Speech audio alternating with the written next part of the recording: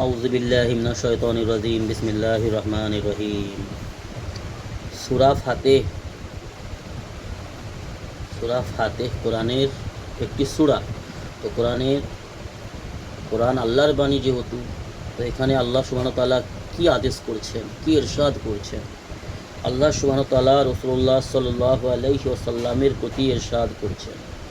আপন রাসূলুল্লাহ সাল্লাল্লাহু আলাইহি ওয়াসাল্লামকে আল্লাহ তাআলা যে সমস্ত আদেশ করেছেন, যে সমস্ত বিষয়ে জানিয়েছেন, যে সমস্ত কর্ম কাজ করার আদেশ করেছেন, আল্লাহ সুবহানাহু ওয়া তাআলার সমস্ত আদেশকে মুহাম্মদ সাল্লাল্লাহু আলাইহি ওয়াসাল্লাম যথারীতিভাবেই পূরণ করেছেন, পালন করেছেন এবং আমাদের কাজ পর্যন্ত সমস্ত আল্লাহ সুবহানাহু ওয়া তাআলার বাণী পৌঁছে দিয়েছেন এবং আল্লাহ তাআলা আমাদেরকে এবং এবং রাসূলুল্লাহ সাল্লাল্লাহু আলাইহি ওয়াসাল্লাম এই কাজগুলি আল্লাহ রাব্বুল আলামিনের নির্দেশ যেগুলো আমার নবীর জন্য ছিল, সেই সমস্ত নির্দেশ এবং সেই সমস্ত কার্যবলী আল্লাহর রসুল সাল্লাল্লাহু আলাইহি ওয়াসাল্লাম আমাদেরকেও দায়িত্ব দিয়ে গেছে। এই কাজ, এই দায়িত্ব পালন করতে হবে আমাদেরকে। তাতে করে আমরা যদি আপন দায়িত্ব পালন করতে পারি, তো আমাদের জন্য উচ্চ সম্মান, উচ্চ মকাম, উচ্চ মর্যাদা ব্যবস্থা আল্লাহ সুবহানাহু ওয়া তাআলা করে রেখেছেন। এটাও আমাদের রাসূল সাল্লাল্লাহু আলাইহি ওয়াসাল্লাম আমাদেরকে জানিয়ে গেছেন। সেহেতু আমাদেরকে কি করতে হবে সেটা এই এই আয়াত থেকে আমরা জেনে নিই এবং বুঝে নিই। আল্লাহ সুবহানাহু ওয়া তাআলা আপন রাসূল সাল্লাল্লাহু আলাইহি সাল্লামের প্রতি ইরশাদ করছেন, তাহাদের ঈমান না আনার দরুন অনুতাপ করিতে করিতে আপনার প্রাণ না বাহির হইয়া যায়। অর্থাৎ যে সকল রাসূলকে বলছেন আল্লাহ সুবহানাহু ওয়া তাআলা, যে সকল মানুষ ঈমান আনয়ন করছে না, অর্থাৎ ঈমান গ্রহণ করছে না, ইসলাম গ্রহণ করছে না, আল্লাহ তাআলা রাসূল সাল্লাল্লাহু আলাইহি ওয়াসাল্লামকে বলছেন যে সমস্ত মানুষ আপনার কথাগুলোকে মেনে নিচ্ছে না, আপনার কথা বিরোধিতা করছে,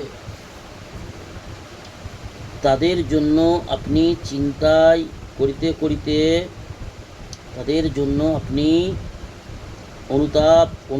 অনুতাপ করিতে করিতে আপনার প্রাণ যাতে বাহির হইয়া না যায়, অর্থাৎ আপনি যাতে করে চিন্তায় রোগে কোনো রকম ভেঙে না পড়েন, দুর্বল না হয়ে পড়েন বা আপনার কোনো ক্ষতি না হয়ে যায়, সেই জন্য আল্লাহ তাআলা তাকে সাহস যোগাচ্ছেন রাসূল সাল্লাল্লাহু আলাইহি ওয়াসাল্লামকে।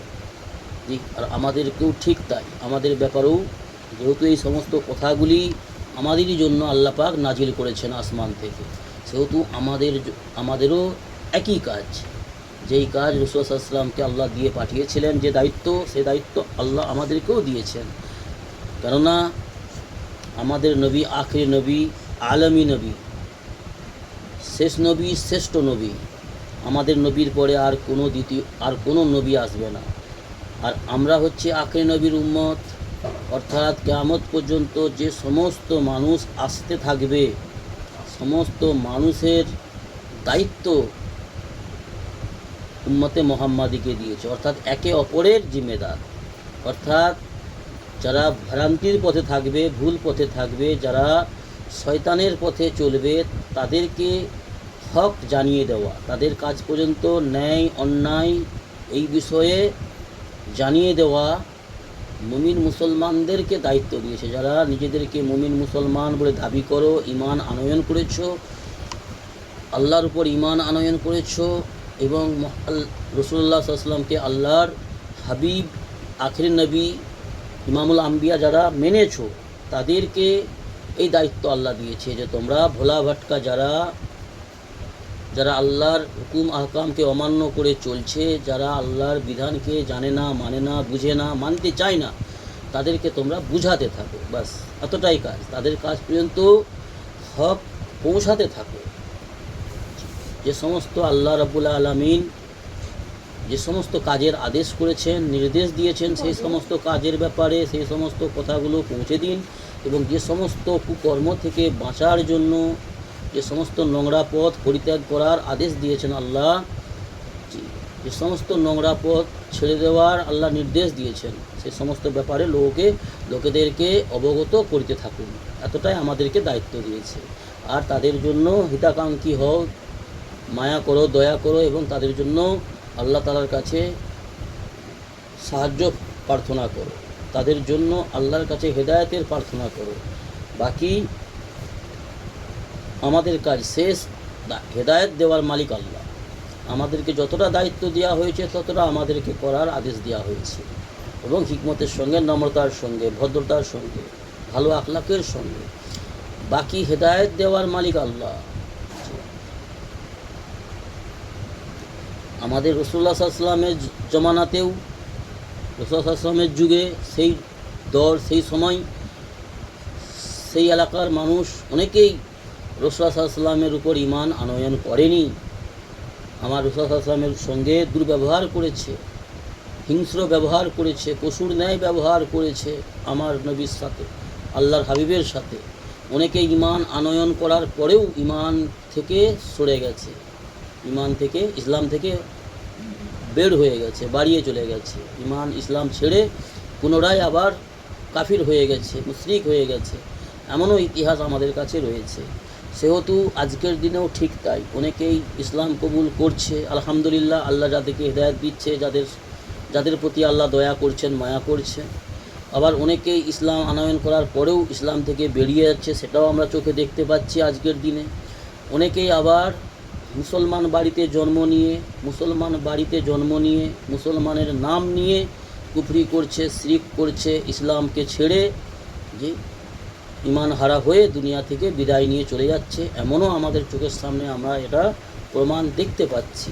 সেহেতু আমাদেরকে এই কাজ করতে হবে, এই কারণে যাতে করে আমাদের নসল, আমার সন্তানাদি, আমার আগামী প্রজন্ম যাতে করে গুমরাহ না হয়ে যায়, ইসলাম ছেড়ে বের না হয়ে যায়, কুফরির দিকে না চলে যায়, শিরকের দিকে না চলে যায়, মুনাফিক না হয়ে যায়, বেদাতি না হয়ে যায়, আল্লাহর শত্রু না হয়ে যায়।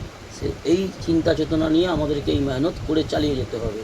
আপন ঘর থেকে শুরু করতে হবে, এবং পৃথিবীর কোনায় কোনায় আমাদেরকে এই দ্বীন ইসলামের দাওয়াত পৌঁছে দেওয়ার চিন্তা চেতনা নিয়ে এখলাসের সঙ্গে, নিয়তের সহিত আল্লাহর রাজামন্দির উদ্দেশ্য নিয়ে এই কাজ পৃথিবীর কোনায় কোনায় কীভাবে পৌঁছে যায়, পৃথিবীর প্রত্যেক কোনার মানুষ কীভাবে হেদায়েতের মধ্যে এসে যায়, আল্লাহর পথে এসে যায়, হকের পথে এসে যায়, অন্যায়ের পথ পরিত্যাগ করে দ্বীন ইসলামের পথে চলে আসে, সফল হওয়ার পথে চলে আসে, জাহান্নামের পথ থেকে সরে জান্নাতের পথে কিভাবে চলে আসে, সেই চিন্তা চেতনা নিয়ে, এই টার্গেট নিয়ে, এই উদ্দেশ্য নিয়ে আমাদেরকে কাজ করতে হবে।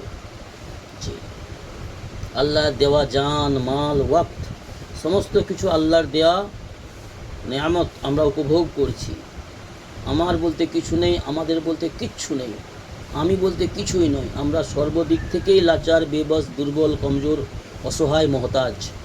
সেই রব্বুল আলামিনের, সেই সৃষ্টিকর্তার, সেই আল্লাহ তাআলার মহতাজ প্রত্যেকটা সৃষ্টি জগৎ, প্রত্যেকটা মখলুক এবং প্রত্যেকটা ইনসান।